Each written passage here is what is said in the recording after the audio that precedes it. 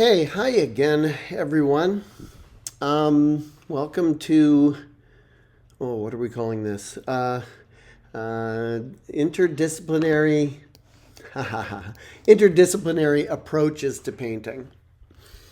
Now, I wrote that title a long time ago before I put together this presentation, so bear with me here.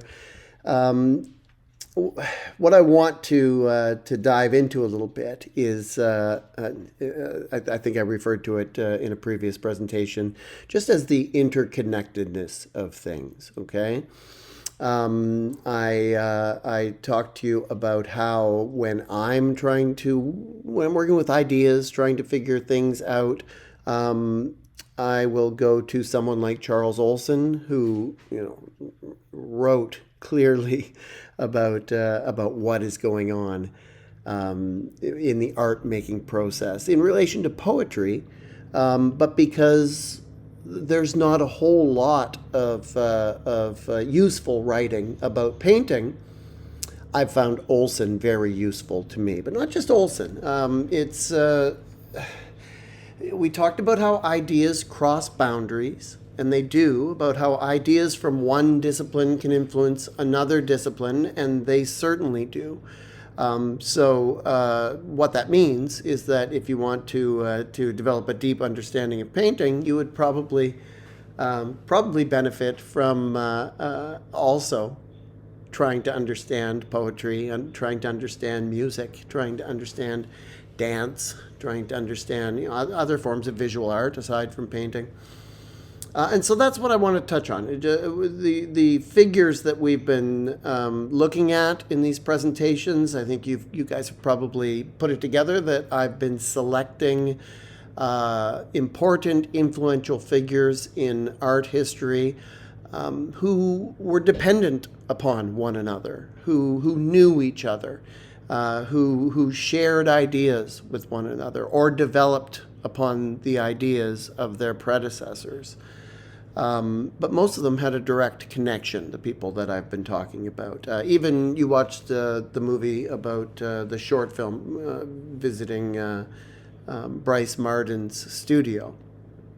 And I did mention in the assignment outline that Bryce Marden he worked for years in Robert Rauschenberg's studio as a studio assistant.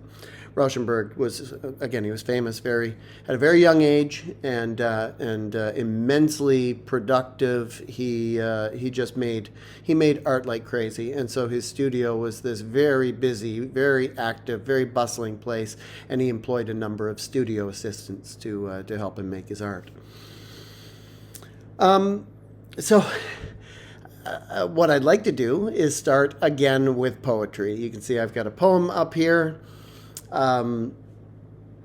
Just briefly, I want to talk about what was going on in poetry. We talked about Charles Olson last presentation, but that was the 1950s, 1960s, and while he was working with ideas that were similar to the ideas of the visual artists working at the time, I think that if we go back a little bit farther and look at something like imagism in poetry, the idea of how these ideas cross boundaries, or how one medium or discipline can impact another medium or discipline, will become more clear. So what is imagism in poetry? Well, imagism, it's a type of poetry that describes images. Okay, it's very simple. It uses simple language, and it's particularly focused. Okay, it came out of the modernist movement in poetry, where we had a bunch of small movements in painting, from surrealism to impressionism to post-impressionism to fauvism. Poetry was a little simpler. There was just a new modern poetry at the beginning of the 1900s, the turn of the last century, and it was a movement that developed in reaction to traditional forms of poetry that modern poets, being modern people, felt were restrictive. Okay, so the main characteristics of imagist poetry are free verse, so there's no obligation to rhyme.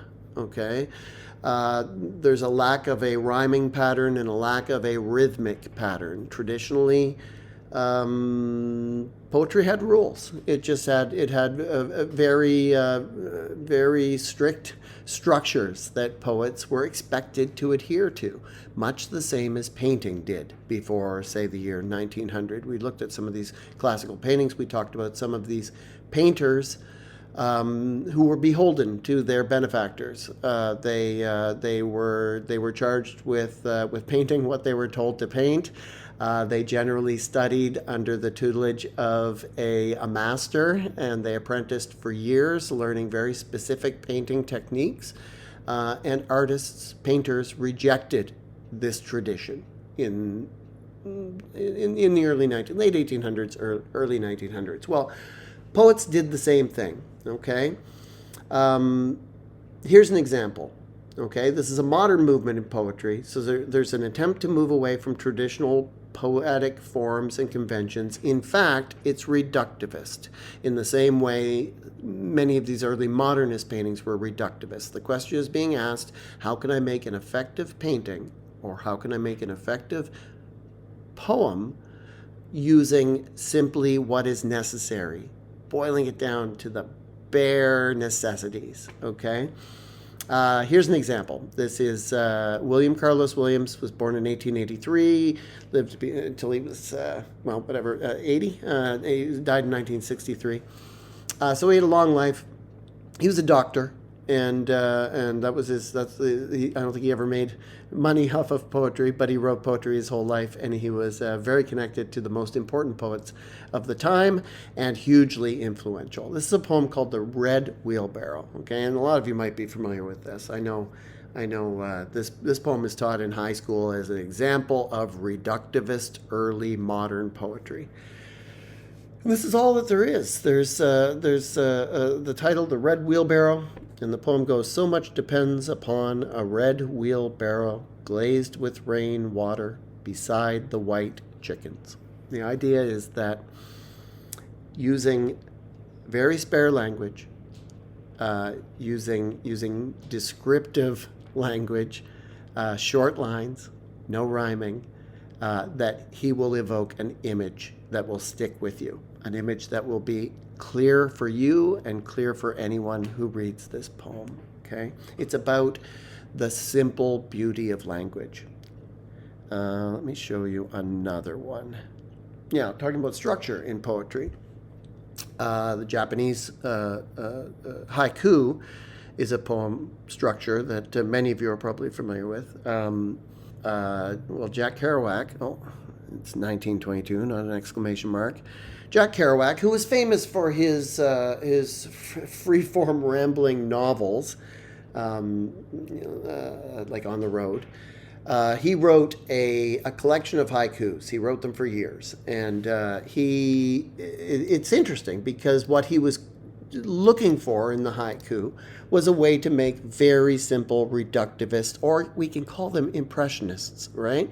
The imagist poetry from the early 20th century, like the Red Wheelbarrow, it gives an impression of the scene in the same way that Monet's Haystacks, for instance, would give an impression of the scene, but still leaves a lot up to interpretation. Well, in Kerouac's case, he wrote poems like this. This is one of my favorites. "In my medicine cabinet, the winter fly has died of old age." Now, this poem is so tiny, but I hope you would agree. It contains so much. I mean, it's a meditation on mortality.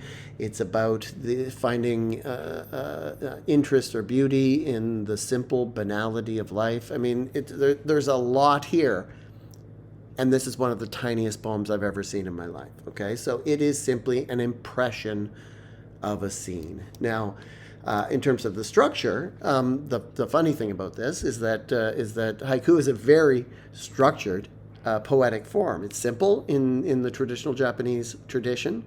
It's simple, but it has standard line lengths. It's always 3 lines. It's always 17 syllables. Jack Kerouac was drawn to the haiku because of its simplicity, but he didn't care at all about the structure. He did not care if he maintained 17 syllables. Many of these poems are 4 lines or 2 lines. He just didn't care. When he said haiku, he just really meant a short poem that kind of resembles a Japanese traditional haiku. There, I fixed the one. So poetry was reflecting similar concerns to painting at the time. At the time being, this is broad, but the early 20th century.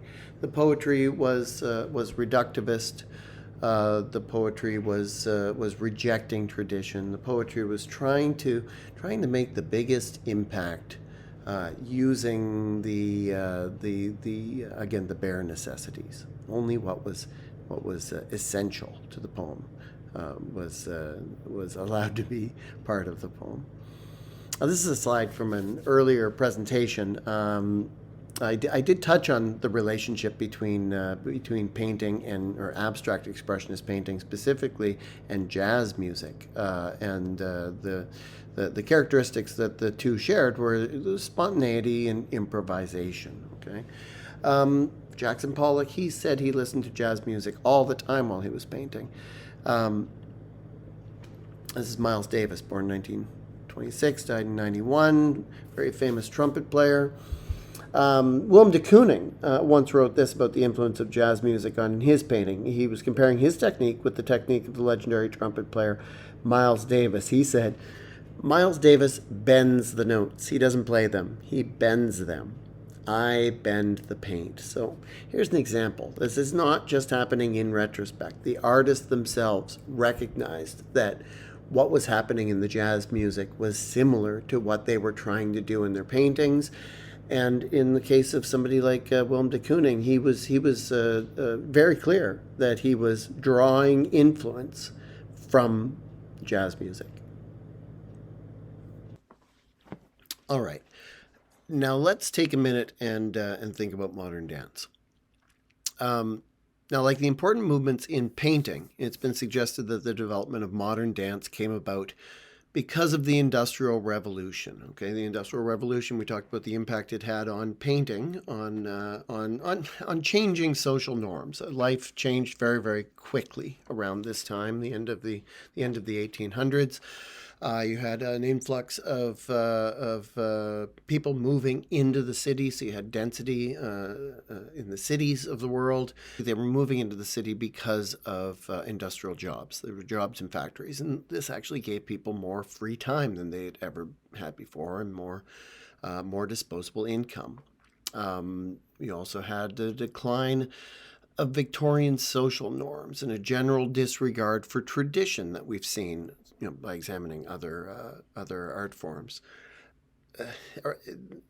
For dance, there was also a surge in interest or popularity in physical fitness as well at the beginning of the 1900s, and this actually did have a large impact of the development of these new forms of dance.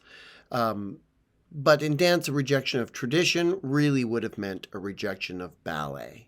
Okay, ballet represented the old, the stuffy tradition, and the modern world and modern life seemed new, and so there needed to be a new dance to reflect, a new kind of dance to reflect life in the modern world. And this is Martha Graham. Martha Graham, born in 1894, lived until 1991. Probably one of the most important figures in modern dance. She was a dancer and a choreographer, had her own dance company, and I believe that I think that dance company went on for 70 years. She had a very long career, so she was very important. But one of the most influential figures in modern dance is Merce Cunningham. Now, Merce Cunningham was born in 1919, lived till 2009, and he's one of the most influential figures in 20th century dance. He started as a dancer in the Martha Graham Dance Company. I believe he danced with the company for 6 years, and he was a soloist. So he was an extraordinary dancer, not just a choreographer, and he continued dancing until the very end of his life. He danced with his own company. He formed his own dance company in 1953 while he was a teacher in residence at Black Mountain College. Now he was John Cage's frequent collaborator and lifelong romantic partner, and both Robert Rauschenberg and Jasper Johns served as art directors at different times for the Merce Cunningham Dance Company. Let me show you a video. This is just a short 1-minute video of a 1966 performance of a Merce Cunningham choreographed dance. I think that's Merce right there in the front. It is. Now, what you'll notice is that there are sounds, but there's no music. Not the way we would normally expect music and dance to exist together. In fact, for 50 years, for 40 years, let's say, Merce Cunningham and John Cage worked together. John Cage would create the music for the dances, and Merce Cunningham would choreograph the dances. But the two were done independently. The dance and the music exist in the same time frame. They are happening coincidentally, but they are not dependent on one another. In other words, the dancers did not rehearse this dance to the music. The music was not created with any knowledge of what the dance was going to look like. They just coexist. The music and the dance just coexist.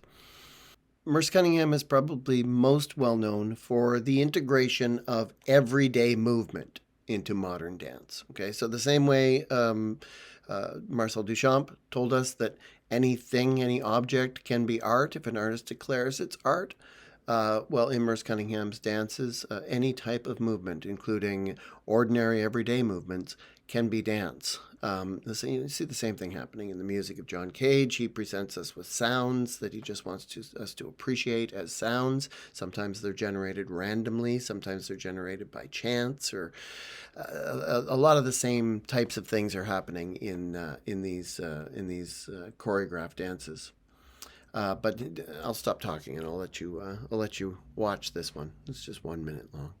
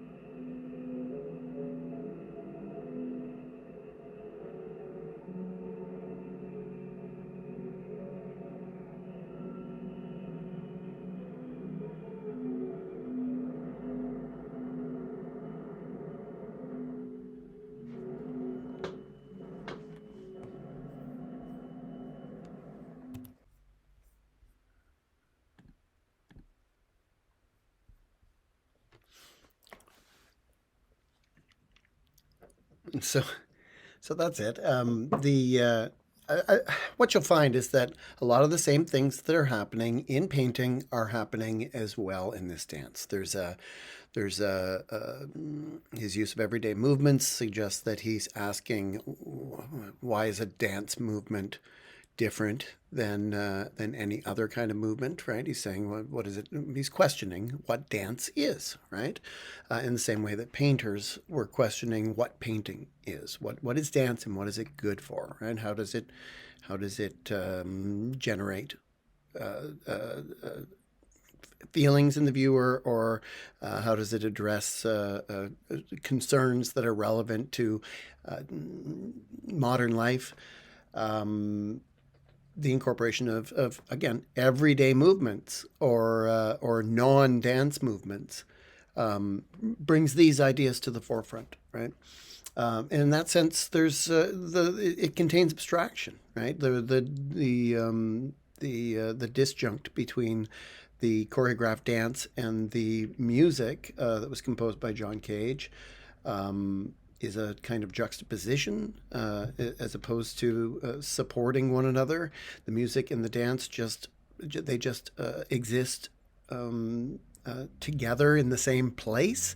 And this is very similar to what Robert Rauschenberg said about his Combine paintings, about how it's the viewer who makes a decision or a distinction or who interprets a decision about what something means, right? It's the viewer who interprets what the painting means or what the relationship between the elements in the painting means. It's going to be different from everybody. And these dances, or this approach to dance, was to a large extent the precursor to what we would now call performance art today. I talked to you about Alan Kaprow, and I think it was in the pop art presentation, how he was involved with these first happenings, which were events. They were interdisciplinary events. The first recorded performance art event, or the first recorded happening, actually took place at Black Mountain College, and I could show you a picture of it, but I'll just describe it. I think we had Charles Olson, who's already almost 7 feet tall, standing on a ladder reading his poems. We had Merce Cunningham and a couple other dancers dancing around the stage. Robert Rauschenberg's white paintings were suspended from the ceiling. Who else was involved? John Cage was involved. He made a soundtrack for it. All these artists who are connected, who I've been introducing you to, they were intentionally becoming deeply engaged in an interdisciplinary approach to art making. They weren't making distinctions between what was important in painting and what was important in poetry or in music. The same things were important because all these art forms all had the same objective, which was to somehow reflect the condition of modern life. This piece that we just looked at is actually quite interdisciplinary. I don't know if you noticed, but that is a film projector over there. So you have the music happening. You have the dance and the movement of the dancers happening. You also had these projected images. I'm sure you noticed the projected images.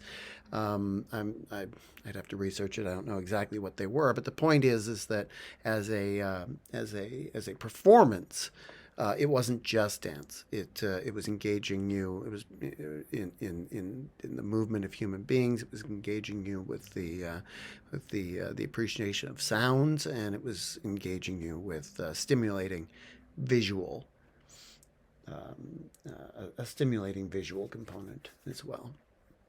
What's next? Oh, I know what's next. It's Stan Brackage. Oops, hold on. There we go. Stan Brackage. I talked briefly about Stan Brackage when we were talking about Charles Olson and the importance of specificity. His lecture at the Berkeley Poetry Conference in 1965. Stan Brackage was a person who was deeply engaged with an interdisciplinary practice. He was a filmmaker, and he was a very influential experimental filmmaker.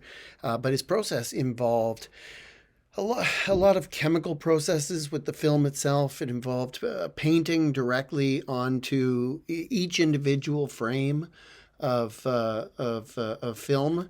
To sometimes just blank unexposed film. The entire film would just be made out of the painting that he did on the frame of the film.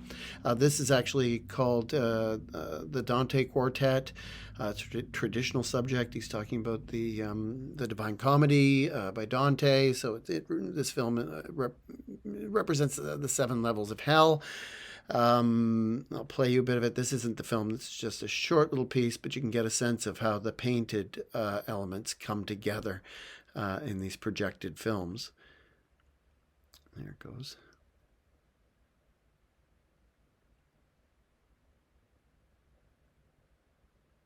So like I said, that's 6 minutes long. If you watch the whole thing, you can look it up and watch it. And it's painstakingly painted. It took him 6 years, I think, to produce this film because it was just a lot of work, right? This is from a An interview that his wife gave after his death in 1992, I think. I told you that he was living here. He was living in Victoria in the last part of his life. He actually passed away in the hospital in Victoria. She said this about Stan. She said there was always a lot of thought, a lifetime of study of poetry, music, painting, film, and vision that you could say went into any and all of Stan's work. But once he was working on a specific film, he would work in what he called a trance state. He would become deeply concentrated on what he was filming, painting, or editing, feeling his way through it, listening to the muse, as he would characterize it. In other words, being deeply attuned and sensitive to the needs of the work itself, not imposing his will or any preconceived notions upon it, but letting it reveal itself. His task, then, was to tell the truth, the whole truth, and nothing but the truth, and to survive the process, is what he would say. Now, this part about being deeply attuned and sensitive to the needs of the work itself, he would feel his way through it, listening to the muse. He would try not to impose his will or any preconceived notions, just let the work reveal itself. This is exactly what Jackson Pollock was saying about being in his painting. When he's in his painting, there's an easy give and take, and if he allows the painting to just come into being, it turns out well. You may remember you watched the film about Sarah Kane in her studio. She was saying something very similar. She was saying that she doesn't often know what she's doing when she's painting, and what she tries to do is just to get into the zone, as though she's a surfer, right? Riding that wave and just forgetting about everything. A lot of artists report that being in the zone is the ultimate experience. Okay. What do I do here? Hold on. Let's watch a short Stan Brackage film. Just a second. Now this is Mothlite. Oh, I'm sorry. Hold on. Back to this one, the Dante Quartet. I think I said there were 7 levels of hell. There's 9 levels of hell. 7 levels of purgatory and 9 levels of hell, I believe, in Dante's Inferno, Divine Comedy. Hold on. I keep saying hold on because these videos are more complicated than just showing slides. This is Mothlite, 1963. Now, as you watch this, I want you to realize that the technology we're using is not really appropriate. Okay, if you were watching this in a darkened movie theater, there would be the sound of the projector. Okay, and you would be able to hear it because there's no sound in the movie. So there's just the physical sound of the projector itself. Also, again, you're in a darkened movie theater watching this. So think about how a moth is drawn to the light. Okay, in the darkened movie theater, you would see the beam of light from the projector hitting the screen. And that would all be part of the experience of seeing this film. We're just seeing the video aspect of it itself. But try to imagine the tick tick tick of the projector and the glow, or the actual physical beam, being able to see that beam of light in the theater.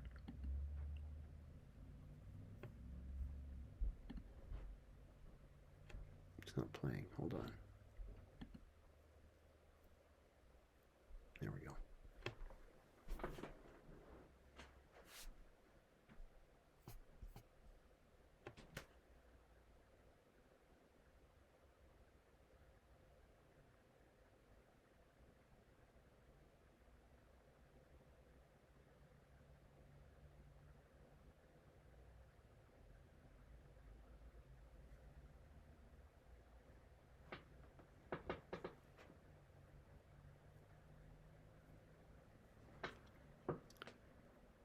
Now, as you can probably tell, all of the imagery in this film is all actual life-size objects applied to the surface of the film itself. Those are leaves.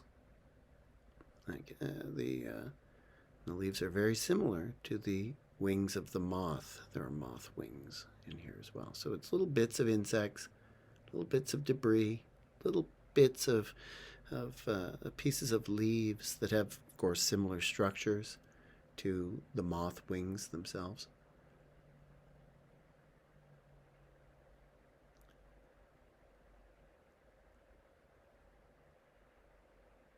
Once it gets going, it looks like the painted panels that we were looking at earlier, the painted frames that we were looking at earlier.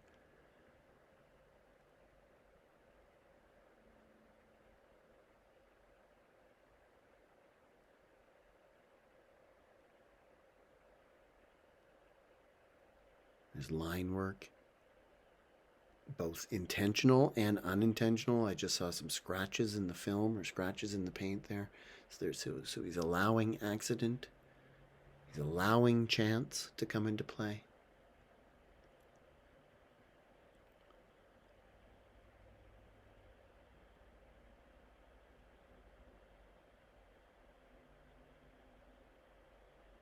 But again, hugely labor intensive work. You can imagine what it's like to sit in a room in front of a strip of film, actually creating by hand every frame that's going to move through the projector.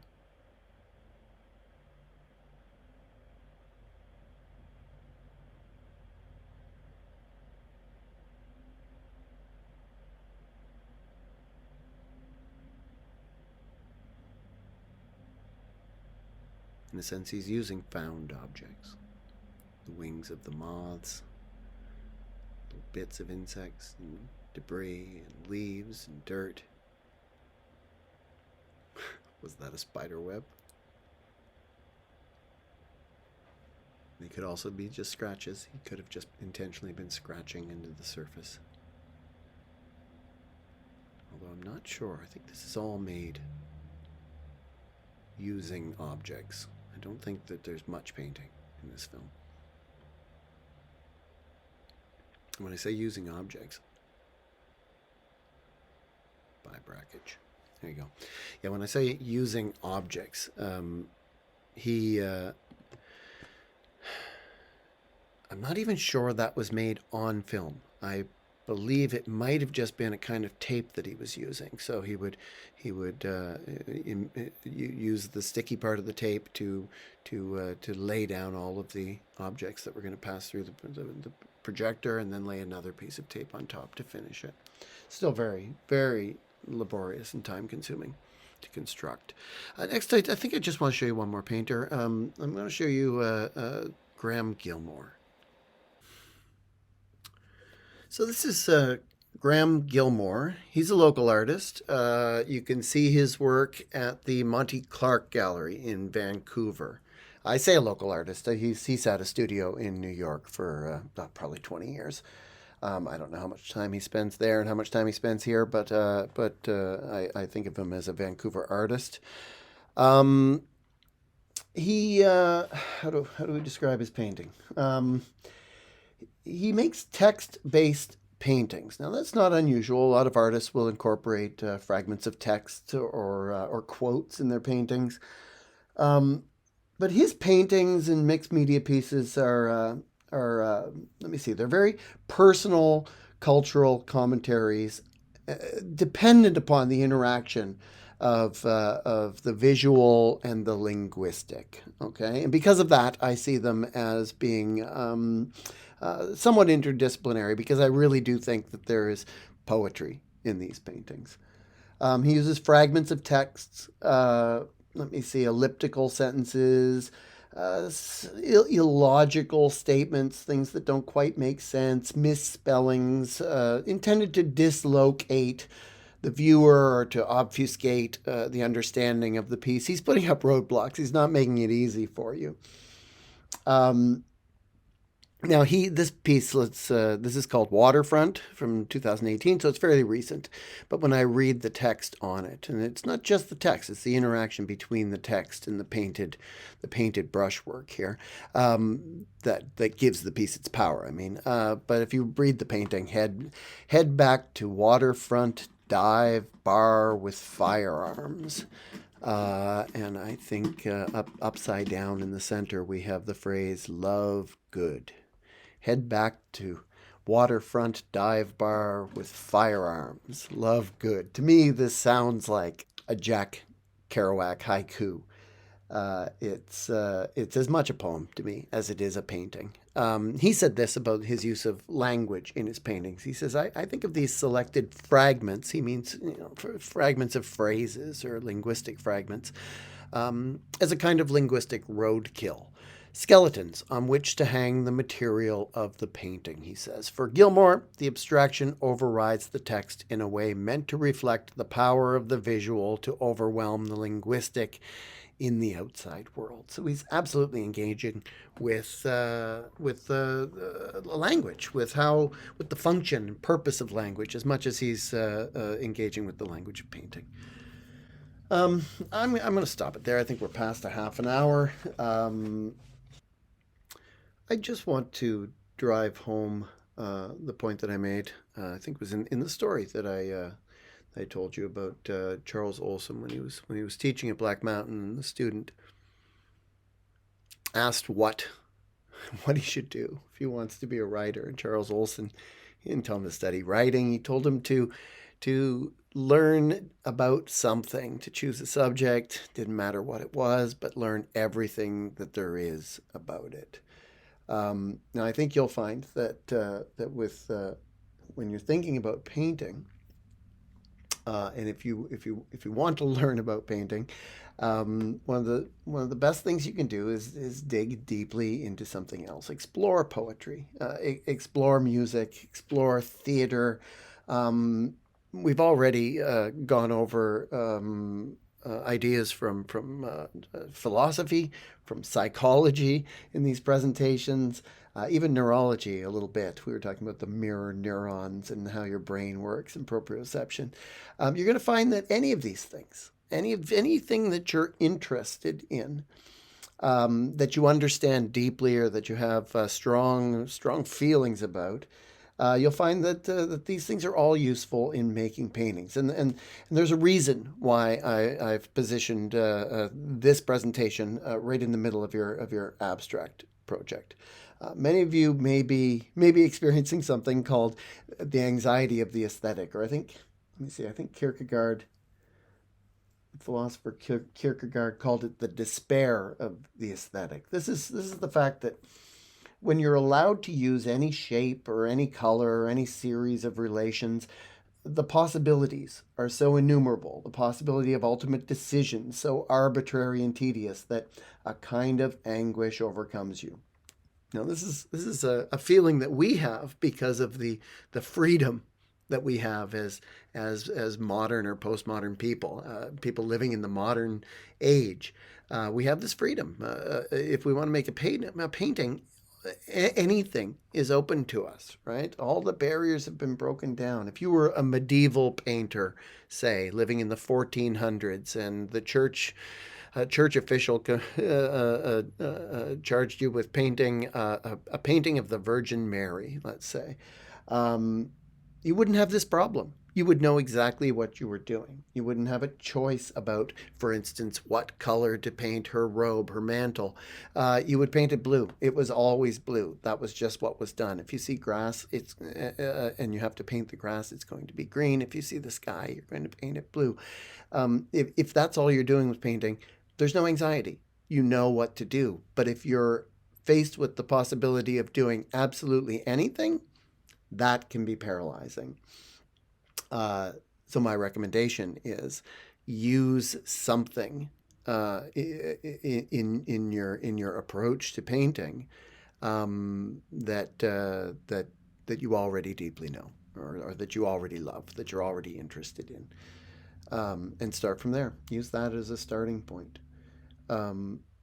I promise in next week's presentation, I'll talk more about painting, specifically painting. I know this one is a little wide ranging for a painting class, but I thought this would be useful.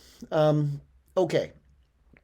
So have a good week. I'll see you guys next week. I'm looking forward to seeing your abstract paintings, and feel free. Don't hesitate to reach out to me if you have any questions. All right. Bye, everybody.